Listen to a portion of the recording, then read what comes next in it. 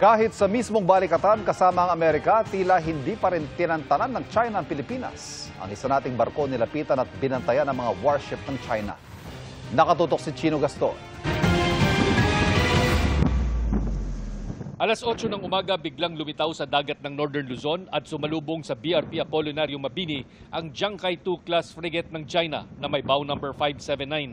Umikot ito sa likuran ng barko ng Philippine Navy at tila nagmamasid ng malapitan.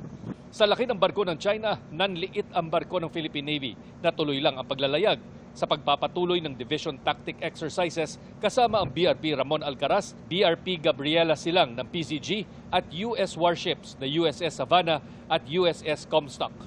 Lumayo kalaunan ng Chinese warship nang magsimulang magmaneuver ang littoral combat ship na USS Savannah para simulan ang line formation sa loob ng Exclusive Economic Zone ng Pilipinas. Dalawang iba pang barko ng China na may bow number 500 at Dongjiao II 797 auxiliary surveillance ship ang dumating 8 hanggang 15 nautical miles mula sa formation ng mga magkakaalyadong bansa.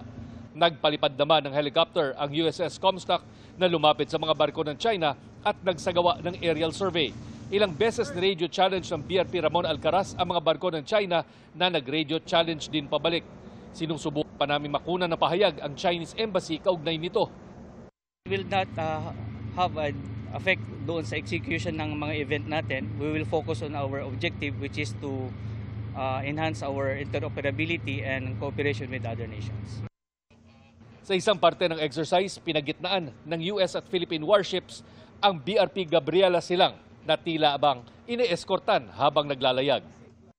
Siyam na iba't ibang ship formation ang ginawa ng mga barko ng US at Philippine Navy at maging ng Philippine Coast Guard dito sa karagatan ng North Luzon bilang bahagi ng tinatawag na Division Tactics ng 2025 Balikatan Exercises. Ginawa ito habang nagmamasid di kalayuan ang 3 warship ng Chinese Navy.